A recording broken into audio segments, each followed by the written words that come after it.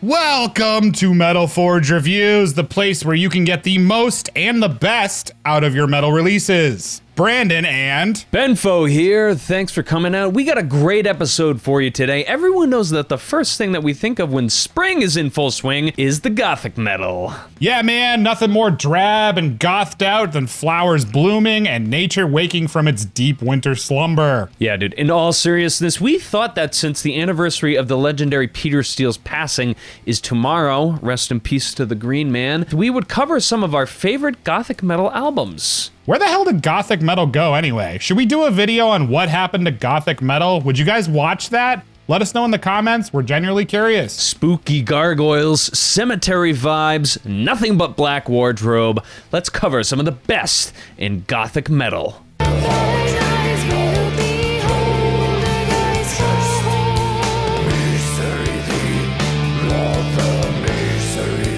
Theater of Tragedy, Velvet Darkness They Fear. Released August 26th, 1996 on Massacre Records. Few Gothic metal albums absolutely nail the vibe and energy of what this album has accomplished. Velvet Darkness They Fear is arguably one of the most influential Gothic metal albums in the subgenre. Hailing from Norway, Theater of Tragedy made waves in the Gothic metal scene, understanding that eye-catching album cover will absolutely get people to pick up the album in the first place, but the compositions and atmosphere in the album really seal the deal on classic metal status. Between the gorgeous clean guitar passages, the angelic and gentle voice of Liv Christine, and heaving riffs with brutal death metal vocals, this album is the perfect example of a band not knowing the magic they were creating at the time. This album sets standards across the board, and it bums me out that Theater of Tragedy haven't been able to capture the same magic since Velvet Darkness They Fear. When people ask me for recommendations in the Gothic metal vein, this album is absolutely one of the first records that I turn to. There isn't one bad song on the record either, and it serves as a masterful, gloomy timepiece of the doomy 90s. I still frequent this album every year since I first discovered it in my teens. Great record, check it out.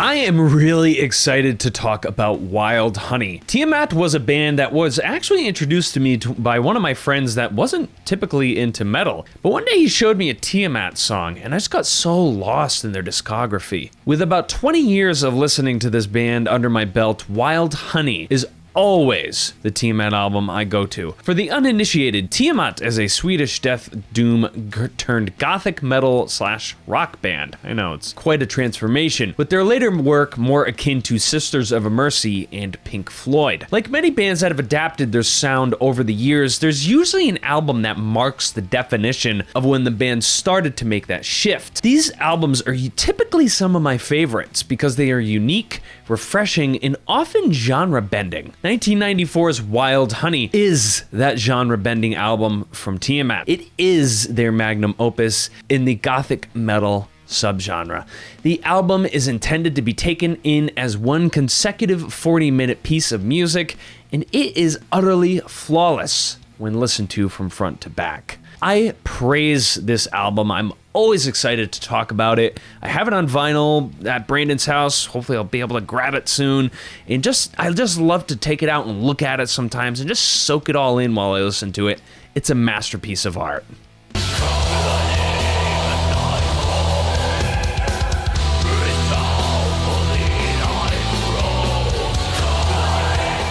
Tristania, Widow's Weeds, released March 9th, 1998 on Napalm Records. I've never heard a metal band use the word enchantress so many goddamn times on an album, but holy shit, is this record the real deal in gothic metal. There aren't a lot of gothic metal bands that can write a record centered around love that sounds so equally dark, poetic, and beautiful at the same time. The songwriting on Widow's Weeds is practically flawless, making you feel like you're traversing a castle garden at moonlight, haunted by the loss of a loved one, as she reaches from beyond the veil to try and make contact, but alas, she cannot. Widow's Weeds is also a prime example of the time when albums had instrumental breaks in the form of intros and outros, when the quest for writing a full cohesive album was a real thing and not this age of what's next culture where audiences consume and just move on. The vocals are really where this album shines. The growls are easily some of the best harsh vocals I have ever heard on a metal record from Morten Veland, and the female vocals of Vibeke Steen round out this beautiful powerhouse that is Tristania's voice section. This album is wonderfully unique, and to this day I don't think I've heard a more strange yet amazingly well implemented guitar tone on a metal record. Absolutely check this out if you're looking for some gothic metal goodness with some harsh vocals and beautiful clean vocals.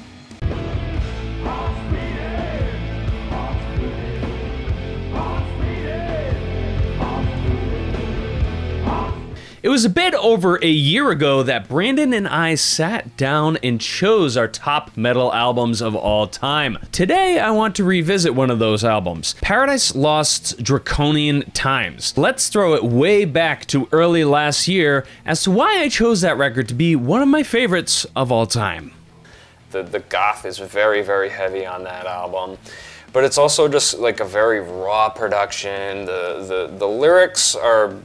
they don't even like make sense to me when I like read Paradise Lost lyrics. I'm like, these don't make much sense, but like they're still like agonizing and they're still just like, it's expressive, sorrowful, very expressive about the mood. And that album to me hit me at a time period where like I started realizing I was depressed and like I needed a piece of art that could speak the things that I was feeling, and that was why I chose that as my number 4. Yeah, basically all of these albums I discovered right around the time I started dealing with a lot of negative chatter in my brain.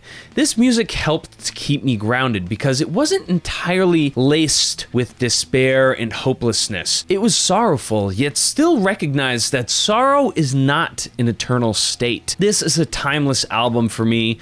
I'll listen to it at least a few times every year. An absolute classic with the production values, with the overall artwork. It is just a genre-defining album and one of Paradise Lost's best.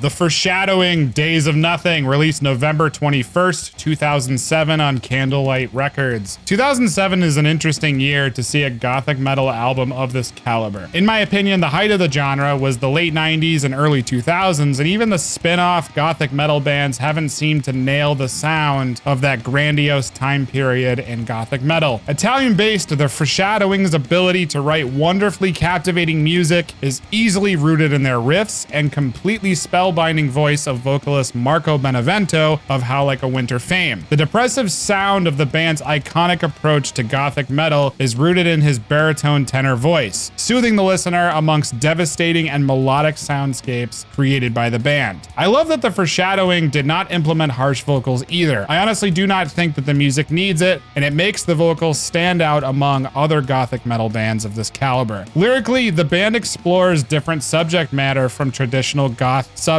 and doesn't lean into the typical medieval time period pieces inspired by romance and vampirism. The Foreshadowing plays with the end of life as we know it, acknowledging mental illness and navigating the woes of the world. A fantastic listen and a great gothic metal album that I return to all of the time.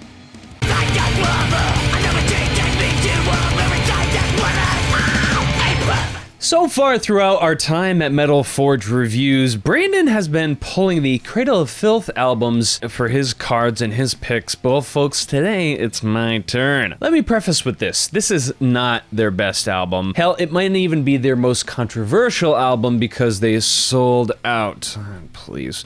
First, let me say that I love the release date on this, October 30th, 2000. Perfect Halloween listening this album. Listening to Midian makes me feel like I'm on a journey through a Transylvanian landscape, visiting haunted tombs, a mad scientist's laboratory, and a graveyard guarded by a demonic witch. The atmosphere on this record is just unmatched. It takes the darkness and coldness of black metal and blends it majestically with the grace and elegance of symphonic Gothic metal. You've got the famed Swede Adrian Erlandsson behind the kit on this record, which leads to some incredibly ferocious drumming that really complements the melodic death-inspired sections on this. Love it or hate it, look, this record has produced some of Cradle Filth's finest songs, tunes like Lord Abortion, Amore Morte, Her Ghost in the Fog, Tailing the Veil from Grace, and Tortured Soul Asylum. Come on, these are 21-year-old songs that could have been released yesterday,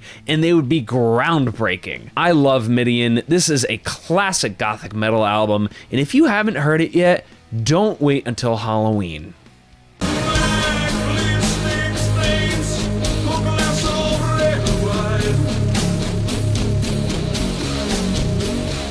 All right, here's the one that you all knew was going to be on this list. Typo Negative, October Rust, released October 20th, 1996 on Roadrunner Records. I cannot believe that it's been over 10 years since we lost Peter Steele. And anyone who loves Gothic metal knows Typo Negative are total pioneers and masters of a cohesive sound, and they are a cornerstone of the subgenre. You could really pick any album out of their catalog, but October Rust holds an extremely special place in my heart. Their iconic sound is rooted in their sloppy, fuzzed out bass and guitars, dreamlike keyboard riffs, and absolutely devastating emotional vocal performances of the legendary gentle giant Peter Steele. One big thing I've always loved about this band is, despite the seriously dark subject matter, their ability to explore their goofy side is a welcome distraction that works unbelievably well for their image. One thing that definitely helped Typo Negative's success, other than of course their absolutely amazing music catalog, is Peter Steele's ability to play the dark, mystical character in the media, appearing on shows like Jerry Springer, posing in the 1995 edition of Playgirl. People were completely awestruck by his attitude, physique, and natural talent for dark music. Marry that with his self-deprecating humor, and you have someone that I and we truly admire and miss in the music scene. We need to bring back this era of rock star, and I cannot think of many people in the modern metal music world anymore that fit this description. Typo Negative is easily one of my favorite metal bands of all time. They are the foundation of so many inspiring writing sessions for my own music. Rest in peace, Green Man. Your music will continue to live on. There is no other band who could be Typo Negative, period.